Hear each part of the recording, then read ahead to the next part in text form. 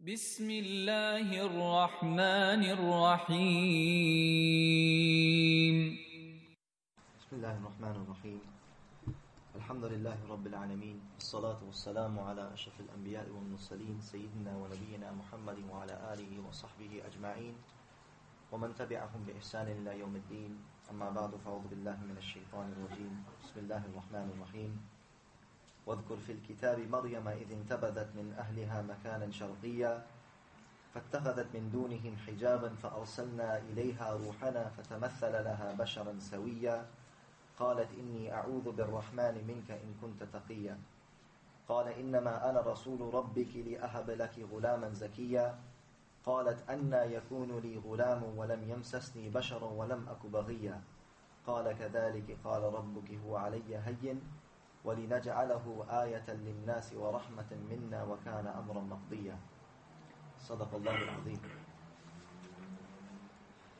Brothers and sisters in Islam, alhamdulillah, we've been discussing the past few weeks the great women of Islam and the status that Allah subhanahu wa ta'ala has given to women in this religion and in this deen. And just for as a clarification, the purpose of this is not to just mention random stories about women being mentioned in the Quran, because women are mentioned in the Bible also. But the focus of this discussion is to which exclusivity Allah is mentioning women in the Quran. That is the main thing. That Allah Ta'ala mentions women in the Quran as great personalities. They're not just random people. They're not just being mentioned, because if you look at just random mentioning of women, women are mentioned in the Bible also. Women are mentioned in the Torah also. But the main focus that I want everybody to understand and take into consideration is the exclusivity, the speciality, the status that Allah grants women in the Quran is not like any other book. And for us to understand that just like males can be heroes, and they can be champions, and they can be very great, devoted slaves and servants of Allah, similarly women have that status equally as men do. And if there's any doubt about that, imagine that what book dedicates an entire chapter to Maryam, Mary, the mother of Jesus, Isa alayhi salam. What book? Imagine the Bible itself, it doesn't have a single, it has a chapter about Matthew, Luke, John, Paul, whatever, right? But it doesn't have a single chapter that says the chapter of Mary, the mother of Isa alayhi salam. There's no, in the Quran there is the status that is given, that not just making mention of that. It's not just a random mention, that extreme exclusivity, that they are one of the greatest personalities, not only great personalities, champions, people to be followed, people to be revered. And we are completing the story of Mary, the mother of Jesus, alayhimus salam, that what are the lessons from the life of this hero?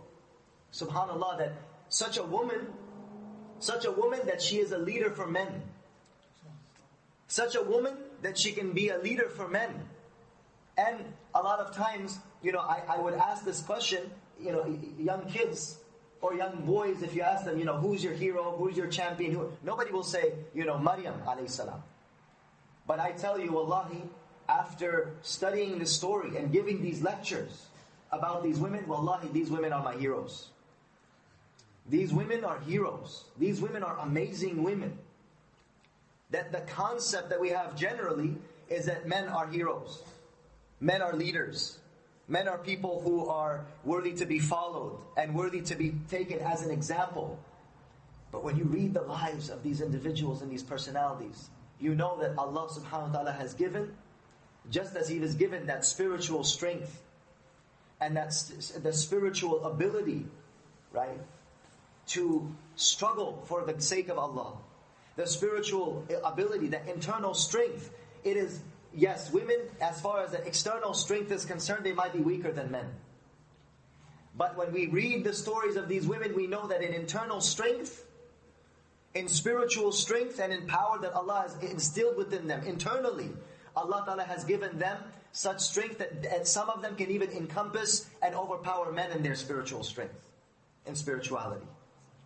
And from amongst those women, just to recap, and reiterate what I had mentioned in the previous lecture. The Prophet ﷺ, he mentioned in one hadith, he said that خَيْرُ نِسَاءِ الْعَالَمِينَ أَرْبَعٌ, that the greatest women, champions, females, that were the greatest women of time, the greatest women of all time, they were four. The greatest women of all time were four. Number one, Maryam bint Imran. Maryam, Mary, the daughter of Imran. Number two, وَآسِيَةُ امْرَأَةُ فِرْعَوْنَ. Asiya, the wife of Fir'aun. Pharaoh, everybody knows Pharaoh, the one who persecuted, right, the people, Musa alayhi salam, and the people of Musa alayhi salam. But the wife of, right, the wife of this Fir'aun, she was a woman of very great status. She was a woman of great piety. And she was a woman of great struggle for the sake of Allah. And وَخَدِيجَةُ بِنْتُ خُوَيْلِدٍ. And Khadija, the daughter of Khuwaylid, the wife, the first wife of our beloved Prophet sallallahu alaihi wasallam. And وَفَاطِمَةُ بِنْتُ Muhammad, and Fatima, the daughter of Muhammad. So these are the four great women of Islam. There's many of them, but I want to emphasize specifically on these four, that they are, right, the greatest women of all time. And in mentioning this, another purpose is, brothers and sisters, take these people as your heroes. Take these people as your examples. The people that are heroes nowadays, they're not worthy to be heroes. The people that we take as role models, or the youth are taking as role models, they're not role models, they're supermodels. You got to make up your mind what you are. Are you a supermodel, or you're a role model? And I say the same thing to the sisters and to the mothers. You got to make up your mind. Are you a supermodel, or are you a role model? Right? You're working on your face and on your clothes more than you're working on your character. You're working on your face and you're working on your clothes and your external more than you're working on your internal heart and that condition. That is what your children need to see. That is what your children need to see. You need to dedicate your time and you need to dedicate yourself to them. And that's wonderful. If a woman wants to look good, she can look good for her husband, not for anybody else. Somebody asked me this question, can a Muslim girl go to a prom if she's dressed properly? Dressed properly for who? Do you know what a prom is? Culturally, I don't know from your background, but from my background, prom was the night that, it's not even appropriate to mention. I don't even want to mention it. Prom night, what's prom night? If you look at it from a guy's perspective, prom night is like the night that you have a great date. I don't want to go further than that. For a Muslim woman, subhanAllah, we're going to read the story of Maryam. The chastity, the piety, to be in such a gathering where such things are, which is set up so people can have these type of relations and this is not acceptable in Islam. Premarital relations is not acceptable in Islam in any way, shape, or form. So this is something for us to take into consideration, something for us to understand. And the reality of the matter is that in the same breath I say that if a person has that desire, there's a substitute in this deen.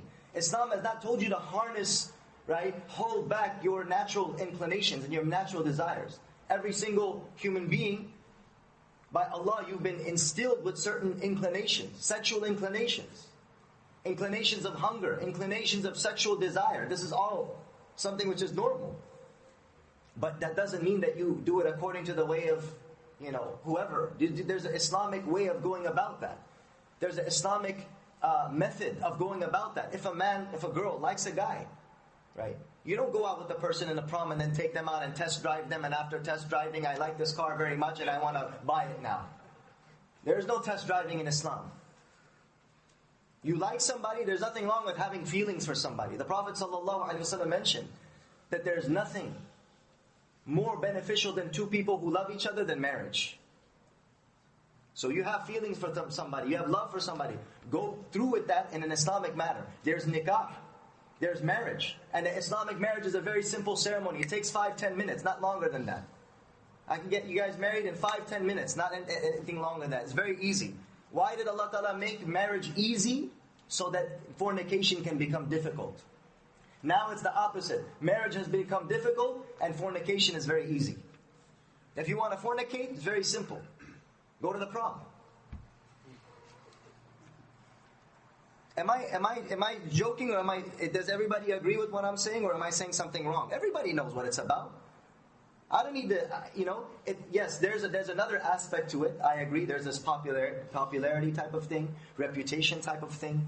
But when a person is devoted to Allah, when you are a Muslim, you don't care about what people think about you. If it's that, how is that appropriate for a girl in hijab to be at the prom? It just doesn't even look right. It doesn't even look right. A guy wearing his nice, brand new turban, wearing his jubbah, going with his best pal, his buddy. Two guys are going to the prom together. Oh, what are you thinking? Come on. Does that even sound right? It doesn't even fit. Doesn't even sound right. Don't want to give anybody any ideas. Hey, that's a good idea. Wear my nicest whitest turban, wear my nice white jubbah, and go to the prom. No, please. So this is just something that everything has a place. Everything has a place. The fact that a woman wears hijab doesn't mean now that you take that hijab in places that are inappropriate. Hijab is not a license to just now do whatever you want to do. Hey, there's a haya, there's a shame. Hijab is much more than a scarf you wear on your head. Hijab is much more than a scarf you wear on your head. It's a shame in the heart. It's a shame and a modesty. And just the story of Maryam that we're going to see, subhanAllah, she was a symbol of modesty and shame. She was a symbol of piety and chastity. She was a symbol of goodness and purity. And any man who wants to marry a woman, no matter how bad that person was, but when he wants to get married, when he wants a wife, when he wants a mother for his children, he doesn't want somebody who has been with somebody else. Is that true? That's true for everyone. So how can you expect that from her but not be that yourself? I ask this of all my brothers in Deen, all my brothers in Islam, that when you get married, every single one of you expect that your wife be very pure, your wife be very chaste, that she should not have had any relations with any man before, true or false. But you yourself, that's not a condition that you have put upon yourself. That is great oppression. That is a great deception. That you expect that from her, but you don't expect that from yourself. And understand this, that Allah subhanahu wa ta'ala mentioned in the Quran, الطَّيِّبَاتُ لِلطَّيِّبِينَ وَالطَّيِّبُونَ لِلطَّيِّبَاتِ. That the pure men for the pure women, and the pure women for the pure men. وَالْخَبِيثَاتُ لِلْخَبِيثِينَ وَالْخَبِيثُونَ لِلْخَبِيثَاتِ. And the evil women for the evil men, and the evil men for the evil women. You want a pure woman, you have to be pure yourself. You want to have a righteous and a chaste woman, you have to be righteous and chaste yourself. You want to do whatever you want to do and then expect that you're going to have a pure and pious wife? That's not fair. That's deceiving yourself. And usually the way it happens, what goes around comes around. The way you are, that's the same type of wife that you're going to get. The same way that you are, Allah Ta'ala will give you a wife just like that. One of our teachers, may Allah bless him, he said something, he gave me very beautiful advice. He said, Shaykh, give me some good advice. How can I find a good wife? He said, you be a good man and you'll find a good wife.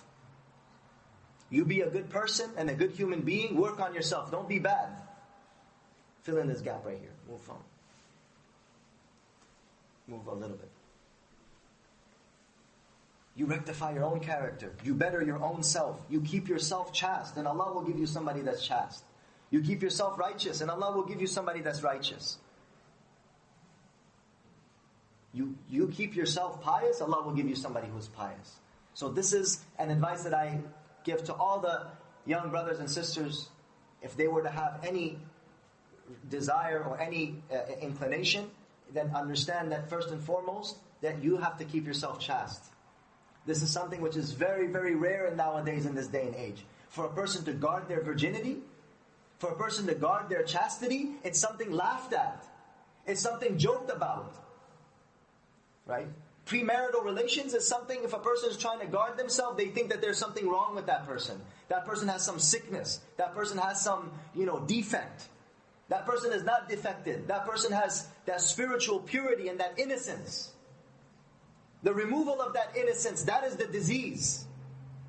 The disease is not for a person to be chaste. People don't even know what chaste means anymore. It's not even in the vocabulary of the society anymore for a person to be chaste. Tell a person what's pious. People don't know what's pious. People don't know chastity. These words that I'm using, people don't know what it means. The youth don't know what chastity means. Guarding your virginity, guarding your private parts from illicit sexual intercourse. This is honorable in the sight of God. This is very honorable and very respected in the eyes of Allah subhanahu wa ta'ala. Don't feel ashamed of this, my sisters or my brothers. This is not something to be ashamed of. And we as parents, we should encourage marriage. Why not? Why can't you give them a corner of the room? That room that they have. Why can't you give them that room? Marry them off and give them their room. Why do they have to have a, $300,000 house for them to be married and have family? Let them, give them that opportunity. Sometimes as parents and immigrant parents, we don't know. This is not Afghanistan. This is not Pakistan. This is not India. Have you gone to the schools? Have you seen how it is?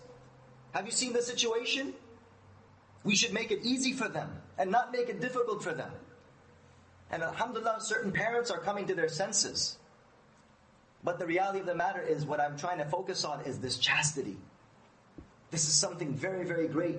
And it mentions that that person who has the opportunity to commit a sin, that man or woman, that guy or that girl that has the opportunity to commit that act of fornication, but he guards himself for the sake of Allah, what will happen? Allah subhanahu wa ta'ala will give him shade under the throne on the Day of Judgment. It mentions that on the Day of Judgment there will be no shade. The sun will be drawn near to the heads on the Day of Judgment, on the Day of Resurrection. And people will be in the intense heat of the sun. And there will be no shade except the shade of Allah's throne. And one of the groups of people that will be given place under that shade is that young man or woman that guarded their chastity. They had the opportunity to commit that sin. They had the opportunity to commit that adultery or that fornication, but they did not. They guarded themselves for the sake of Allah. Allah will make them VIP. VIP, very Islamic person on that day. Very Islamic person. He'll be very honored on that day. So this is not something small. And we see an example of that chastity in Maryam, who had guarded herself. Right? And Allah Ta'ala, when Allah speaks about Maryam, one of the things that He speaks about is, right? He says, أَحْصَنَتْ فَرْجَهَا فَنَفَخْنَا فِيهِ مِنْ رُوحِنَا. She was somebody who guarded her chastity. She kept her virginity. She is honored with the title of the Virgin Mary. She is honored with that. Nobody says it out of disrespect. We say the Virgin Mary out of honor. This is how we revere her. This is how we honor her. And she is worthy of reverence and honor. But she is the mother of Jesus. She is not the mother of God. She is the mother of Isa alayhi salam. This is how she is honored. The Virgin Mary, when she guarded herself and she guarded her chastity and devoted herself to Allah, فَنَفَخْنَا فِيهِ مِنْ رُوحِنَا.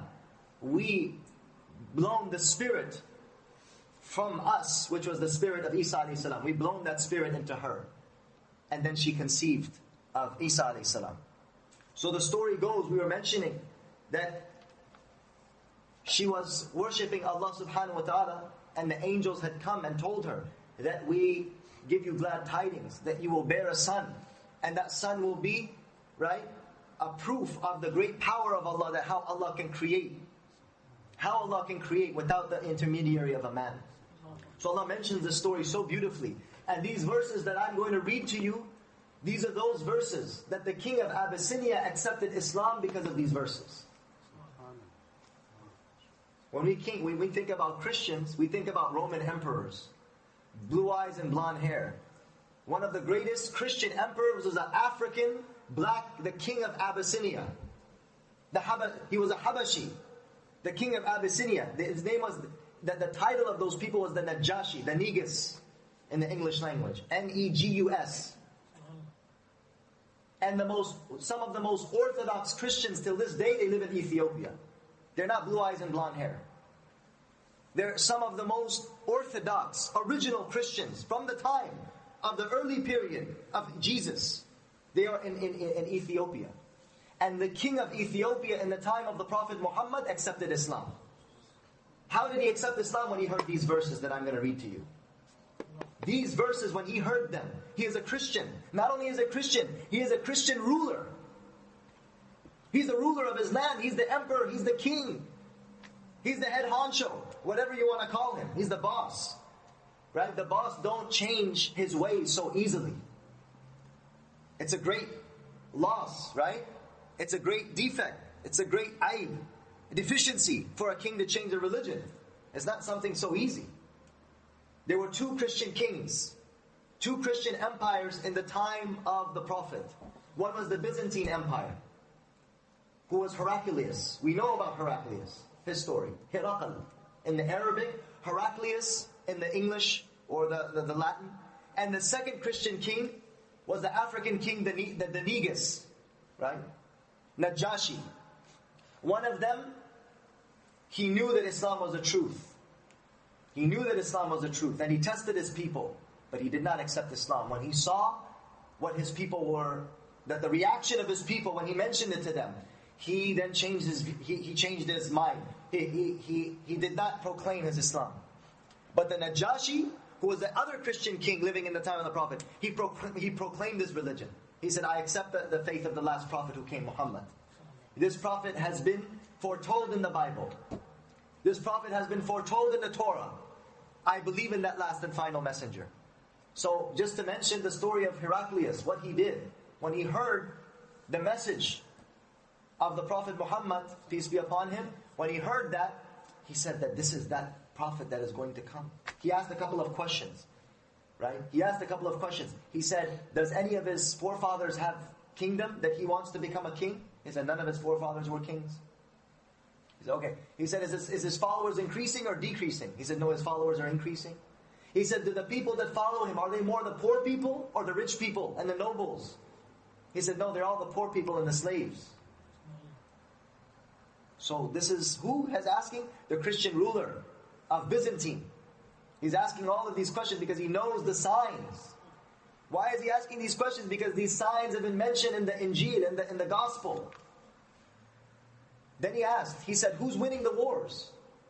Your battles that you have amongst each other, who's winning them? He said, sometimes he wins and sometimes we win.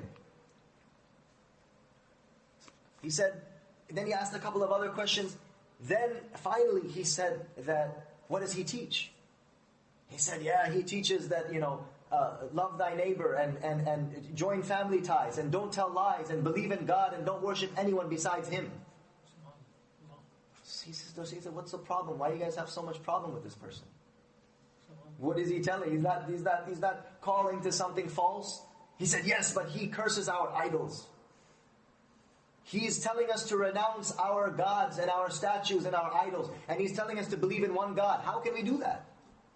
All our commerce and our trade and our business is going to go downhill. So then Heraclius heard all of this and he said, this is exactly the signs of the final prophet that is going to come. He said, I can't help you, I'm sorry. Because they wanted, the Arab idolaters, they wanted the Christian empire to come and crush these people. They didn't get any help. He said, no, I'm not messing with this guy. I'm not going to mess with this person, Muhammad, because he looks to me like he's a prophet. You people look like the troublemakers. I'd rather not deal with this. I don't want to have anything to do with this. I don't want to be involved. So he said, and then after that, Heraclius knew in his heart that he was the truth. So he wanted to test his people. So he said, I want to test these people. So he gathered everybody. He said, oh my people, what do you say if I were to follow the religion of this man, the final prophet that came, Muhammad, and his way? He is calling us to the truth. This is what Isa had promised, and so on and so forth. All of the people, like you guys are sitting in front of me, everybody, imagine, gets up and starts running to the doors. Imagine if I tell you something, and everybody just starts getting up, and not only getting up, everybody starts running to the other direction. But he had the doors closed from the other side. He told the guards, close the doors from the other side. I want to see how my people react if I tell them that I'm going to accept Islam. All of them got up. All of them started running to the end of the hall, and the doors were locked. And they were saying, "Open the door! Our king has become a heretic. Our king has left the religion." So then, what happens? He said, oh, very good, my people. He just realized. Very, very good. I was just testing your faith. Now I know you're strong in your faith. I was just seeing what you're going to say. Now that I know that you're true Christians. Very good. And then he decided that if I'm going to do this, and if I'm going to go through with this, then they're going to abandon me. And out of fear for his kingdom and fear for his power, Heraclius remained in his religion, even though that he knew that Islam was the truth. But Najashi, when these verses were recited to him, and these verses that I'm about to read to you, he knew that this was the truth and he accepted the truth. So Allah mentions in the Quran, وَاذْكُرْ فِي الْكِتَابِ مَرْيَمْ, that mentioned to them, O Muhammad sallallahu alaihi wasallam, mentioned to them in this book about Mary, إِذِ انْتَبَذَتْ مِنْ أَهْلِهَا مَكَانًا شَرْقِيًّا, that she went away from her family to an easterly area, away from when her time in the monthly period would come, she would go out at a distance away from people out of shame and modesty. And because they didn't have like bathhouses and these type of things in those days, she would go and the women would go and take their bath out somewhere very far where nobody could see them. فَاتَّخَذَتْ مِن دُونِهِمْ حِجَابًا, so she placed a curtain. Not only did she go somewhere far away, she placed a curtain in a place where she's completely isolated and nobody can see her, washing herself. فَأَرْسَلْنَا إِلَيْهَا رُوحَنَا, so we sent the angel Gabriel to her, Jibreel alayhi salam. فَتَمَثَّلَ لَهَا بَشَرًا سَوِيًّا, and he didn't come in the form of an angel. Because the form, if the angel take its original form, the form of an angel and its original is so awesome that a person cannot withstand the sight of an angel. What do people think an angel looks like? A blonde-haired lady with wings? That's Hollywood angels, okay? Blonde lady with wings, or a naked little baby with flying around with wings. That's Hollywood angels. Angels that's mentioned, the angels that's mentioned in the hadith and the tradition of the Prophet, they are so awesome and colossal that the Prophet said, I saw the angel Gabriel, and he was so colossal that from the east to the west, I could see the angel Gabriel. Huge. With 300 wings. 300 wings. This was Jibreel alayhi salam. Wasn't a blonde lady with wings. Okay? I don't have anything against blonde ladies. I'm just saying, it's not an angel. It's not an angel. So he didn't come in his original form. فَتَمَثَّلَ لَهَا بَشَرًا سَوِيًّا. Jibreel alayhi salam, because he didn't want to put fear inside of her heart, he came in the form of what? Form of a human being. فَتَمَثَّلَ لَهَا بَشَرًا سَوِيًّا قَالَتْ إِنِّي أَعُوذُ بِالرَّحْمَنِ. As soon as she saw a man, and brothers and sisters, look at the modesty of this woman. Right? As soon as she saw this man, قَالَ إِنِّي أَعُوذُ بِالرَّحْمَنِ مِنْكَ. When she was in that state, where she was not covered properly, and she was a woman who was of extreme modesty and shame and chastity and piety, what did she say? I seek refuge in the most merciful from you. Don't come near me. I seek protection in Allah. Don't come near me. She say, oh hi. Come in please. قَالَ إِنِّي أَعُوذُ بِالرَّحْمَنِ مِنْكَ. I seek refuge in Allah from you. Don't come near me. Who are you? Don't come near. Who are you? You're a man. Don't come near me. I'm not in an appropriate way. I'm not in appropriate clothing. I'm not in an appropriate state for you to come close. إِن كُنْتَ تَقِيًّا. Do you have any fear? قَالَ إِنَّمَا أَنَا رَسُولُ رَبِّكَ. Jibreel said, I am not a man. I am a messenger from your Lord.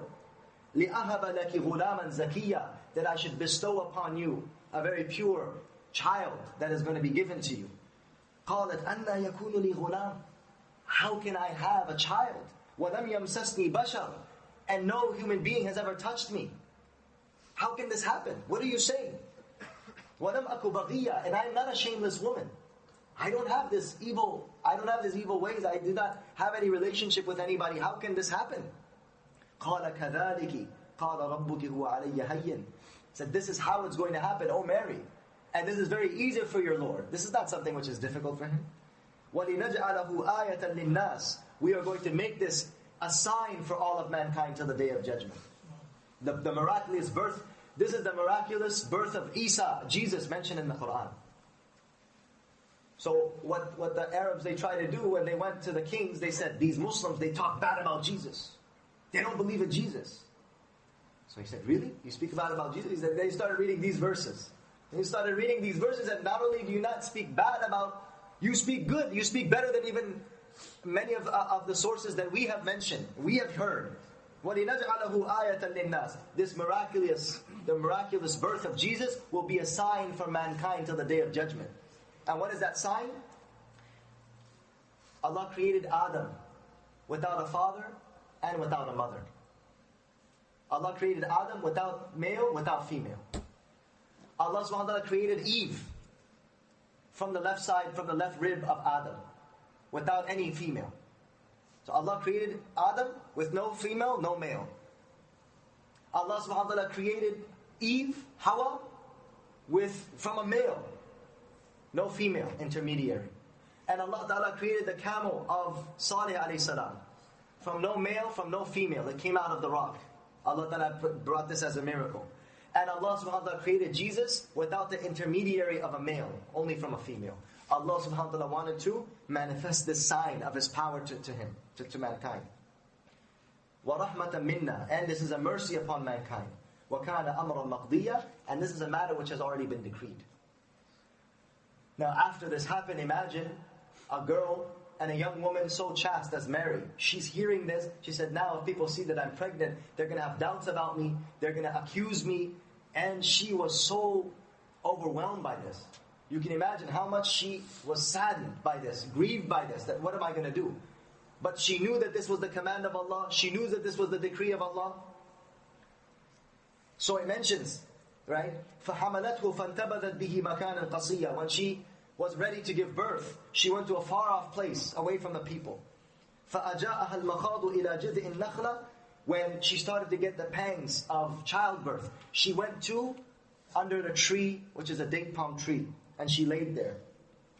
She laid there to give birth, and she started to say, قَالَتْ يَا لَيْتَنِي مِتُّ قَبْلَ هَذَا وَكُنْتُ نَسْيًا مَنْسِيًّا. She says, oh, if only I would die before this would happen. And if only I would be forgotten, and nobody would even know who I am. How can I face people with this shame? And this is showing the sign, right? This is teaching us, brothers and sisters, that for women at one time, their chastity, their honor and their dignity, and their womanhood was something which was greater to them than life. It was more honorable to them than life itself. That for a woman to be accused of an illicit relationship, for a woman to be accused of adultery or fornication, this was worse for her than death. Here Maryam is saying that, oh no, I'm giving birth, people are going to accuse me, they're going to blame me, and I'm a pure woman. I'd rather die before this. And I'd rather not even be known amongst mankind. This is the value of chastity. And in this day and age, it's become so cheap. It's become so cheap in this day and age. That a woman, and this is freedom of women, right? That a woman is used. Nowadays, a woman is used to sell a toothpick, a tire of a car, right? To sell a magazine, to sell anything. Women are used because they know that sex sells, right? So put a really nice, attractive woman on the cover and it'll sell. A packet of cigarettes. Is that the price that you put on women? Packet of cigarettes? Is that what she's worth?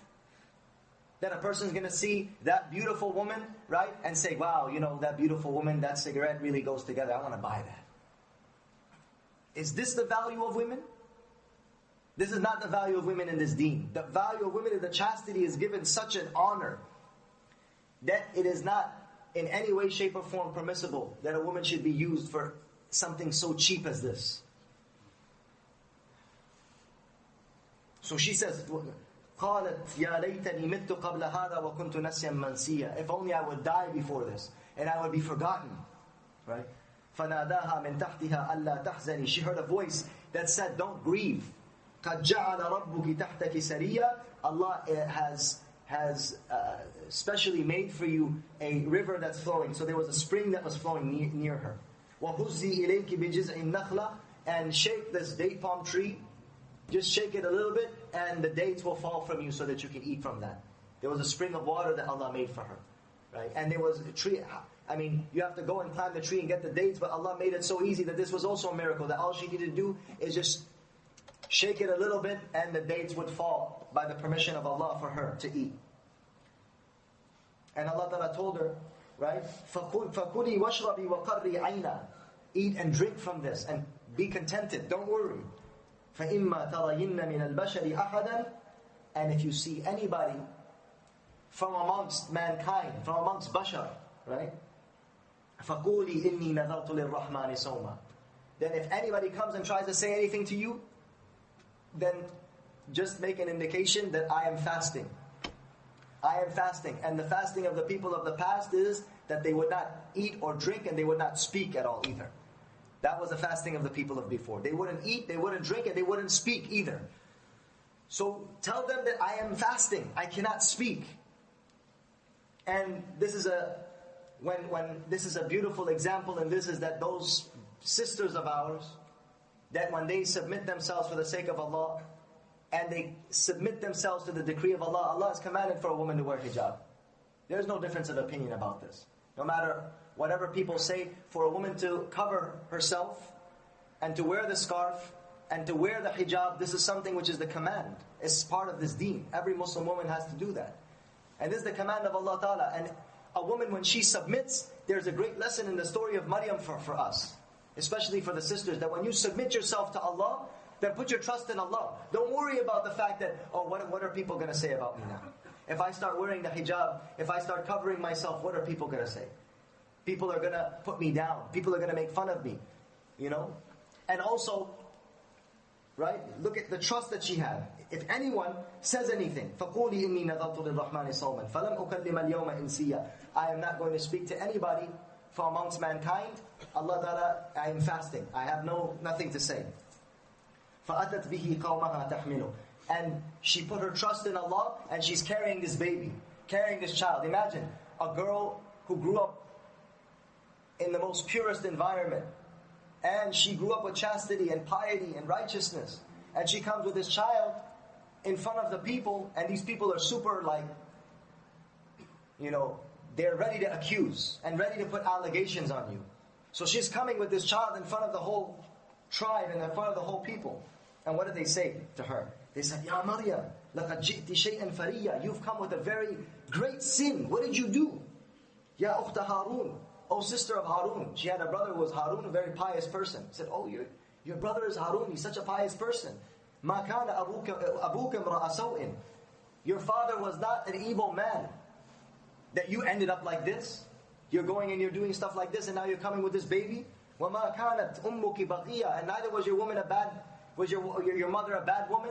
Where are you coming out like this? How did this happen? So then, فَأَشَارَتْ إِلَيْهِ. She put her trust in Allah subhanahu wa ta'ala, and this is what all the sisters, when you put your trust in Allah and you want to obey His commandment and fulfill His decree, don't fear anybody in the commandment of Allah. Put your trust in Him, and Allah Ta'ala will make miracles happen. You will see that those people that are your enemies, Allah will satisfy them. And Allah will silence them. Just like for Maryam, radiyallahu anha, may Allah be pleased with her. So what she do? فَأَشَارَتْ إِلَيْهِ. She pointed to her child. So they said, قَالُوا كَيْفَ نُكَلِّمُ مَنْ كَانَ فِي الْمَهْدِ صَبِيًّا. How will we speak to a child that is a newborn child? A newborn child, you think a newborn child can speak? Are you crazy? Then at that moment, Isa alayhi salam, Allah wanted to manifest this miracle. So Jesus spoke from the cradle. And what did He say? Inni abdullah. I am a slave of Allah. Atani al-kitab. Allah has given me the book. وَجَعَلَنِي نَبِيًّا. And Allah has made me a prophet. وَجَعَلَنِي مُبَارَكًا أَيْنَمَا كُنْتِ. And Allah has made me blessed wherever I go. Wherever I go, I will be blessed. وَأَوْصَانِي بِالصَّلَاةِ وَالزَّكَاةِ مَا دُمْتُ حَيًّا. And my Lord has admonished me that I pray and I give charity as long as I am alive. These are the teachings of Jesus. From the cradle He spoke. وَبَرًّا بِوَالِدَتِي وَلَمْ يَجْعَلْنِي جَبَّارًا شَقِيًّا. And I will be very dutiful to my mother. And I will not be disobedient. And I will not be wretched to my mother, disrespectful to my mother. SubhanAllah. Imagine This is a child speaking from the cradle. That from the cradle, your parents have right upon you that you should not be disobedient to them. Imagine this. From the cradle, Jesus is speaking. And what is He saying? That this is the message. That do not be undutiful and disrespectful to your parents. From the get-go. This is something which has been instilled in Isa alayhi salam. That when the first things that he spoke, one is the worship of Allah. After the worship of Allah alone, with no partners. After that is to be dutiful to your parents. Imagine. He's giving them dawah. Jesus was a newborn child. He's saying, okay, tell me about religion. What is religion about? What is God about? He says, I am the slave of Allah. I am not the son of God. I am slave of Allah. I am the slave of God, number one. Number two, Allah has commanded me to pray and give charity. Pray for myself and give charity and concern to my brothers and sisters in this world. Not only be concerned about myself, but be concerned about others. And on top of that, what am I supposed to do? To be dutiful to my parents. This is the teachings of Islam now, and this was the teachings of Islam before. This is the teachings of Islam. The teachings are one. The foundation is one. People altered it, and people deviated, but the teachings are one. This is what Jesus spoke. Coming out of the womb of the mother, He's speaking this. What is this? This is the teachings of Islam. From the womb of the mother, He was speaking this. And this is what we believe. وَالسَّلَامُ عَلَيَّ يَوْمَ وُلِدْتُ وَيَوْمَ أَمُوتُ وَيَوْمَ أُبْعَثُ حَيًّا. And peace will be upon me, the day that I was born, and the day that I will die, and the day that I will be resurrected, on the day of judgment. ذَلِكَ عِيسَى ابْنُ مَرْيَمَ قَوْلَ الْحَقِّ الَّذِي فِيهِ يَمْتَرُونَ. This is Jesus the son of Mary. Right? This is the Jesus that said, this is the true word. All the other things that you hear about Him, being God, being the son of God, He is a slave of God. This is what He said Himself, that I am the slave of God. He is a prophet of God. This is that truth which you are in doubt about. مَا كَانَ اللَّهُ أَن يَتَّخِذَ وَلَدٍ مِّن وَلَدٍ. It is not appropriate and befitting for God to take a son. Begetting sons. This is, begetting is an animalistic quality. That's why Muslims don't believe this. The begetting. Animals beget. Dogs and cats beget. How can God also beget? This begetting? And Allah mentions in the Quran, مَا كَانَ لِلَّهِ أَتَّخِذَ مِنْ وَلَدٍ. It is not befitting and appropriate for Allah to beget a son. Subhanahu, pure and glorified is God. Glorified is God. That He should have a son. إِذَا قَضَى أَمْرًا. And if it's difficult for you to understand this, just look at the power of God. Why was it difficult? إِذَا قَضَى أَمْرًا. When He has a decree, He just says be and it is. Just like He said to Adam. So if Jesus was the son of God, then Adam is also the son of God. More so. If Jesus, He was the son of God because He was born without a father, then Adam was born without a father and without a son, without a mother. Jesus was born without a father and without a mother. He has more right to be the son of God. Isn't it? They say, okay, Jesus is the son of God. Why? Because He was born without a father. He was born without the intermediary of a father. So God is His father. God is the father of everyone in the sense of He is our caretaker. He is our Rabb. He was our sustainer. In that sense, yes. For God to be the sustainer, yes. He is that. But not that He begot. Begetting, this is not the quality of Godhood. This is the quality of animals and beasts. إِذَا قَضَى أَمْرًا فَإِنَّمَا يَقُولُ لَهُ كُنْ فَيَكُونَ. It's a very simple matter for Him. He just says, be and it is. إِنَّ اللَّهَ رَبِّي وَرَبُّكُمْ فَاعْبُدُوهُ. And O Christians, and O idolaters, or whoever you may be, our Lord is the Almighty. He is the one Lord. We worship Him and you worship Him. That is the Lord that we believe in. And that is what Islam is. فَاعْبُدُوهُ. Worship Him alone. Don't worship anybody else. هَذَا صِرَاطٌ مُسْتَقِيمٌ. This is the straight path. This is Islam. فَاخْتَلَفَ الْأَحْزَابُ مِنْ بَيْنِهِمْ. After that, what happened? After this occurred, then people started to break into different groups and sects. Some of them said, wait a minute, He was born without a father? Okay, He's the son of God. Wait a minute, Mary, she's the mother of God. And this, that, and then all these splinter groups and sects started to come about. And Allah mentions this in the Quran. فَاخْتَلَفَ الْأَحْزَابُ مِنْ بَيْنِهِمْ. All these different groups started to come about. فَوَيْلٌ لِلَّذِينَ كَفَرُوا مِنْ مَشْهَدِ يَوْمٍ عَظِيمٍ. It was these verses. It were these verses of Surah Maryam that when the Najashi, the king of Abyssinia, he heard it, he accepted Islam. These are those verses. These verses were so powerful that a person who, him and his four forefathers were all Christian by faith. But when they heard these verses, they accepted the faith immediately. And tears were flowing down his eyes when he heard this. The way, the nativity, they call it in Christianity, the story of Isa's birth, they call it the way that is mentioned in the Quran is amazing. And imagine the struggles that she went through. There is a lesson for all of us. That the struggles that Maryam went through, imagine, she was a single mother. This is one lesson that we learned from her. She was a single mother and she kept herself chaste. Never ever after that did she become married. As certain fabrications have mentioned that she got married and she was, Joseph the carpenter and this, that, and the other. That is a complete fabrication. She stayed chaste and she looked after her son. And she made Isa a.s. into the prophet that we know him to be. She looked after that young boy, and he became that prophet that we know, Isa a.s. Jesus, who he became. It was through the tarbiyah, through the nurturing, through the teaching of that pious woman. So from this we understand that those pious men, they come from these pious women. If we want pious children, righteous children, we have to be pious mothers and fathers. And this story was also mentioned. When the Christians from Najran came, there was Christians at the time of the Prophet. They also came. And they were Arab Christians. And they wanted to know about what Islam is about. So when they came to hear about the Prophet Isa and to learn about Islam, right? The Prophet read these verses to him and some other verses. And when they heard this, and they said that 60 Arab Christians from the city of Najran, and Najran was a city near Medina, all of them were Christian. And then they came, and they said, tell us about Islam. And tell us about what you believe about Jesus. And tell us about Mary. So he read these verses to them. Right? He read these verses to them that we just read, and some other verses. And when they heard these verses,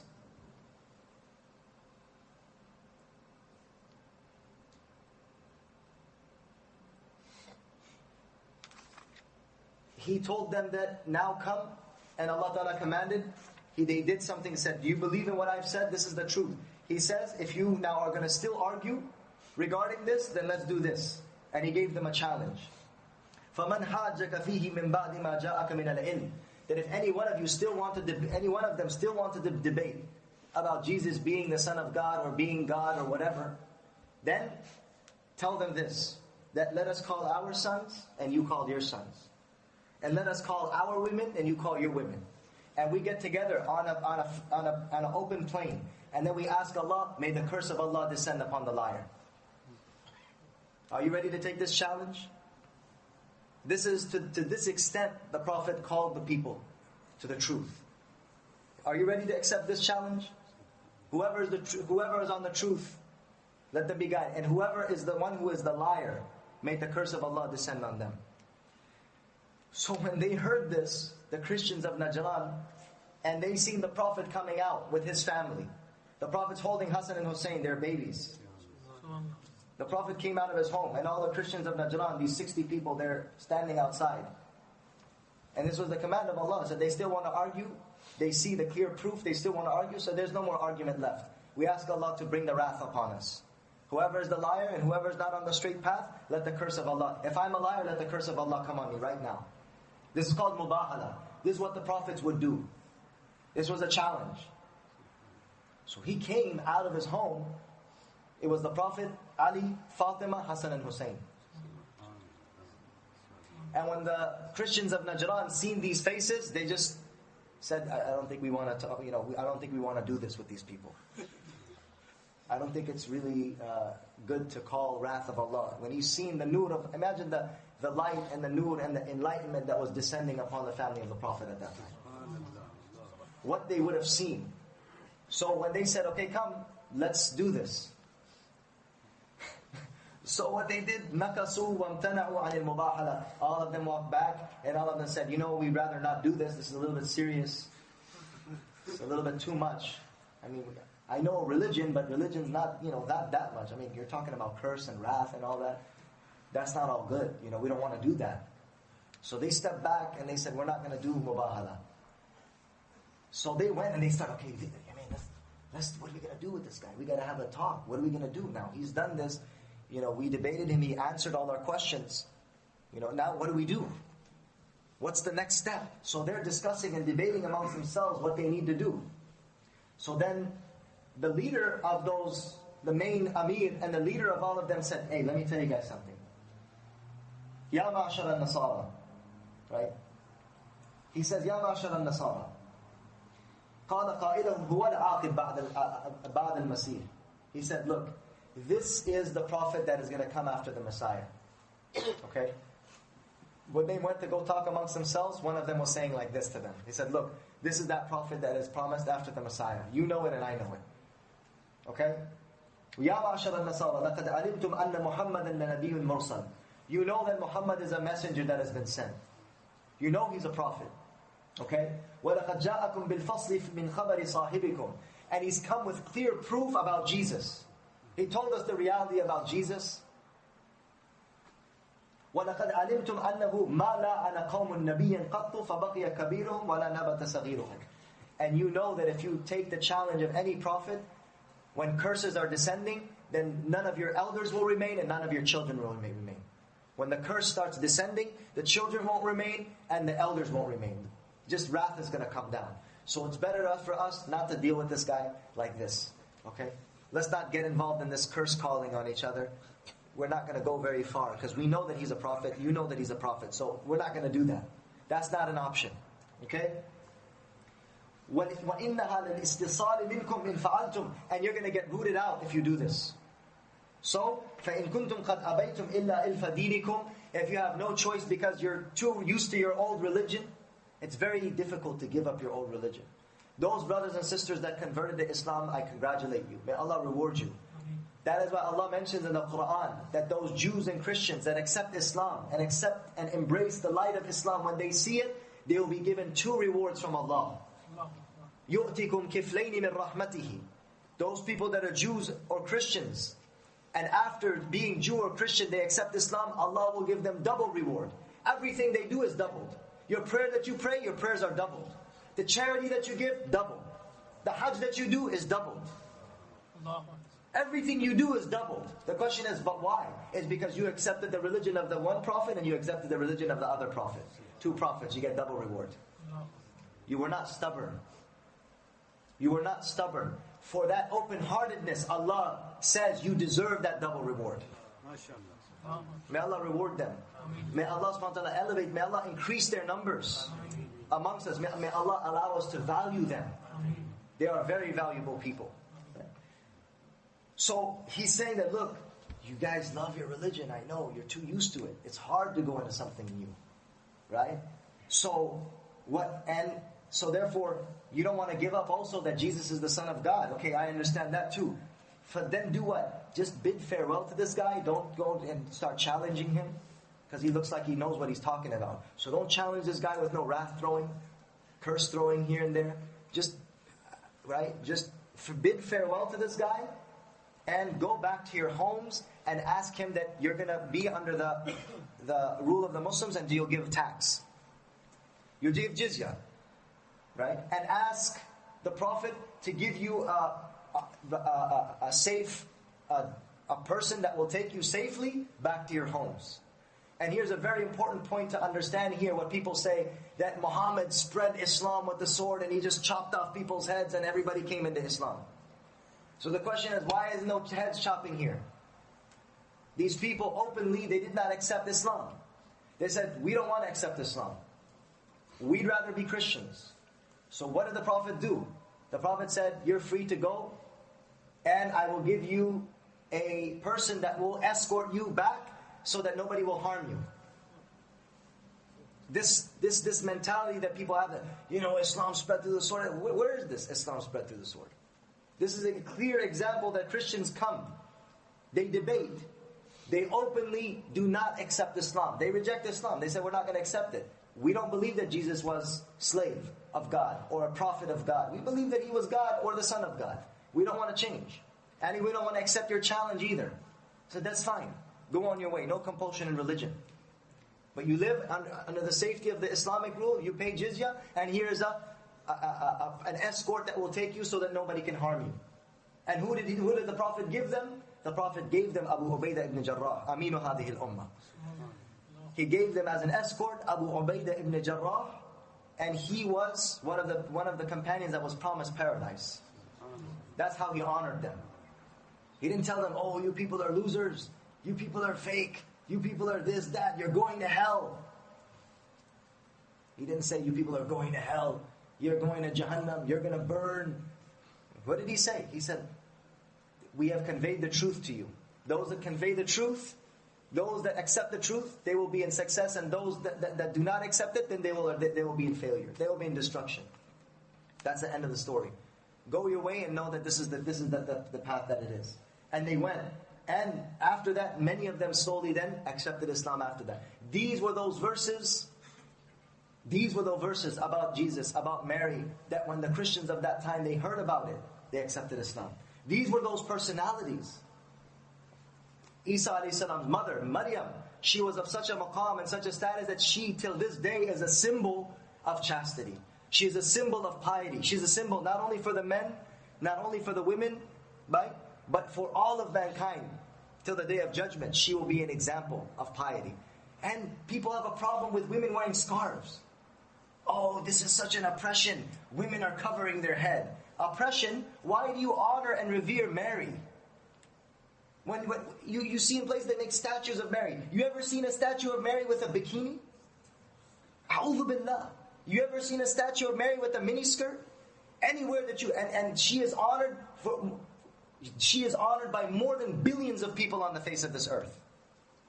The Virgin Mary, just mention that. You go to South America, you go to North America, you go to Europe, you go to anywhere on the face of this earth, you mention the Virgin Mary. Everybody respects her with honor and respect. Is she a naked woman? Is she a licentious woman?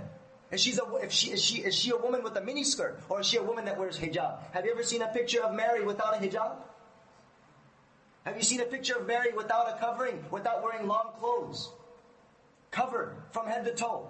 Have you seen any? I haven't seen it. They might change it soon. Stay tuned, like they say. You don't know what's next. Every day is changing. Every day there's a new thing that's coming out. There's a new fad. Perhaps you'll find a picture of Mary like that, but I doubt that. Because everybody knows the honor of Mary, what it is. It is her chastity that has given her that honor. It is Allah that has honored her. So sisters and brothers, let's not go in the wrong direction. Let's go back and realize that the honor and the reverence that Allah gave her is to that modesty, to that shame. No place and in no... so it's weird. And look at it from a different perspective. Is that when a woman, she covers up as a Muslim, she's oppressed. But when a nun, she's covering up, she's very honorable and respectable. What's the difference between the dress of a nun and the dress of a Muslim woman? Almost exactly the same. The difference is, Muslim women can marry. Nuns don't marry.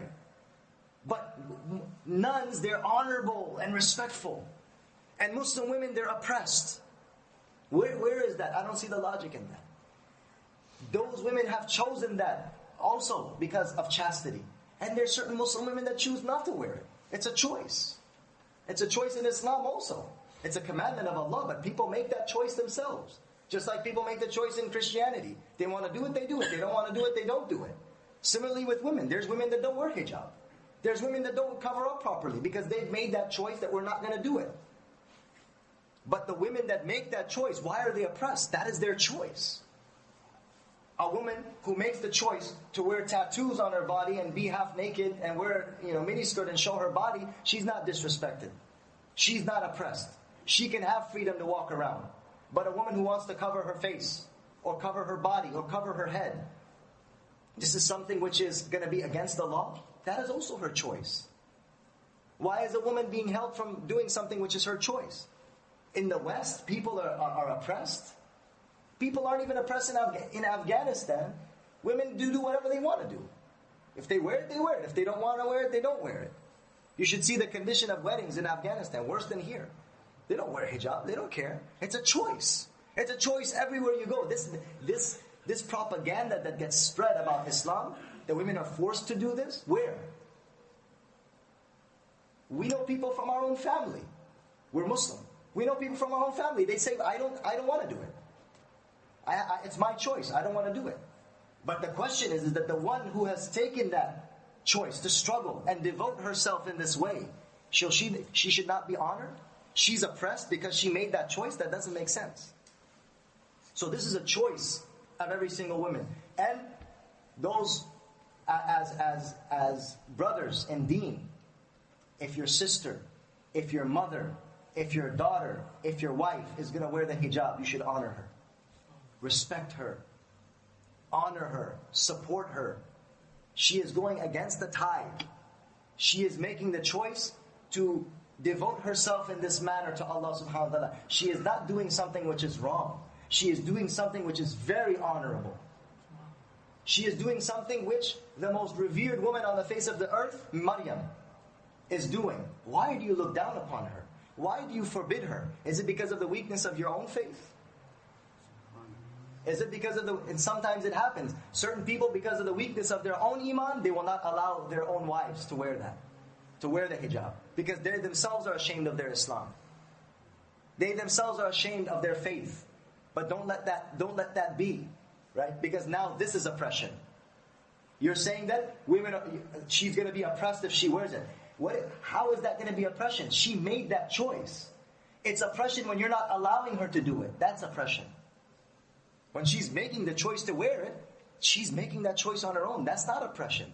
When you're going to stop her from wearing it, that is going to be an oppression. And a lot of people are doing this. Young sisters, they want to wear the hijab.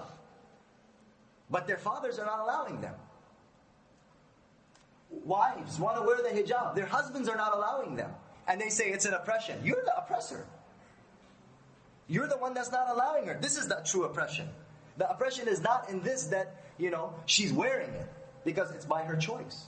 Everywhere that I've seen in this world, people are doing it by choice. I've never seen anybody doing it by force. Eventually a time will come, she'll take it off. I've seen those girls that when they've done it through oppression, eventually they'll leave it. I've seen girls that do that. They wear it because their dad told them or because they're done it by force, but a person eventually will do what they want to do. So understand that this hijab is not a matter, it's a commandment of Allah. But it's like any other commandment of Allah. It's just like prayer. People that want to pray, they pray. People that don't want to pray, they don't pray. Why is it an oppression? Hijab is an oppression. So now it's like, it's injected in women's minds. If I do this, I'm going to be oppressed. But who's oppressing you? Who's forcing you? Nobody's doing it to you. And eventually those women that end up, if they are oppressed, they end up leaving it after that, after some time. So the reality of this matter is, brothers and sisters, we have to get our facts straight. This is very honorable and it's an act of chastity. Those of our sisters, those of our mothers, those of our wives that do this, try to understand that she should have her freedom to do this. Because if you're trying to stop her because you think that she's oppressed, she's not oppressed. You will oppress her by stopping her from doing that. You will be the oppressor. She's not oppressed. May Allah Ta'ala give us the understanding. May Allah subhanahu wa ta'ala give our sisters the strength and the tawfiq and fortify their hearts, because this is something which is very difficult. In this day and age, and there's all this Islamophobia that's going around, right? That women who wear this, they're like, there's something wrong with them or something. There's nothing wrong with them, right? Because you'll respect the nun and you'll disrespect the woman in hijab. And that doesn't even make sense. Both of them are choices. In America, people are being forced to wear something. That doesn't even make sense. In France, in America, people are being forced to wear a covering on their head. How does that happen? And how is that a large percentage of people that are accepting Islam is Western women? American women are accepting Islam. So who forced them? Who put the gun to their head? In England, a large percentage of the converts that are coming into Islam in England, they're women. So who's oppressing them? Who's telling them to put a hijab on their head? Or the American women that are accepting Islam from here and wearing the hijab, who's oppressing them? I guess they must be oppressing themselves. It's not an oppression. They are following they are following the true role models. That is the reality. It is not it is the reality that they are following the people that are worthy to be role models. Is it good that a person respects you for who you are, or a person respects you for your body, for your beauty, for your front and for your backside, for your front side and for your backside, and for your beauty, and for your skin, and for your flesh? Is this why a person should be respected? So if this is why a person should be respected, then there's no difference between her and a car. You respect the car and you like a car because the body looks good. Has a nice, it has a nice polish on it. Nice red Mustang. Looks really beautiful. Is that why you so the same reason you're respecting an object, you're respecting a woman? Is that why, sisters, in Islam, is that why you want to be respected? For your body? Then what's the difference between you and a car? What's the difference between you and an automobile? The respect that women have is in their chastity, in their honor, in their dignity, in their piety, in their service to their families, in their service to their husbands, in their service to their mothers and fathers, in their service to their community and their society. But this is not an acceptable concept, that a woman is respected because of her beauty. And this is exactly how it is. Look in the workplace. The most sexual harassment, they say that 1 out of 4 women that is in the workplace, she will be sexually harassed. Sexually harassed. And if she wants to go up the ladder, then let her be more provocative. Dress a little bit more, loose. Dress a little bit more revealing. And she will go up the ladder. This is something, look, read the statistics. Is this what a woman is to be honored for? Is this what a woman is supposed to climb up the ladder because she looks good? Climb up the ladder because she appeals to my lust? Is that what you would want for your mother? Is that what you would want for your sister or your daughter? Remember that the commandments that Allah has revealed is in accordance with our honor. Allah wants to honor everybody. Just as you would not want your mother, your sister, your daughter to be disrespected in that way. That, show a little bit of body and then we'll see if I give you a raise. You can do a little bit of service to me and then I'll let you know if you can be. And these are the type of things that are happening in the workplace. Why is that happening? Because in this society, respect is not given in that way to women. Respect is given in another way. Models are respected. They're not respected. That's not respect, right? Models are liked by people. They're admired by people. They're not respected by people. A porn star is not respected by people. She's admired by people. That is not the admiration that Islam wants for women. Islam doesn't want that you admire a woman, that you look at her, that it rouses up your lust. That is not and if a woman can't rouse up your lust, she is not somebody honorable, unacceptable. That is not acceptable at all. That is not what the position of a woman is in this deen, in this religion, neither in any of the religions that have come. Let's understand that. And as men, we have to change that. If you want your wife to be exposed, so she can show her body and make herself up, so that people can, admire you. Man, his wife is hot. What's the matter with you? Where's your ghayrat? You have any ghayrat? You have any honor? You have any dignity that you want your wife to be made up so other men can lust her with their eyes? This is something honorable for you? You need to check yourself. You need to check your heart. We all need to do that, because if a person has that mentality, your heart is diseased.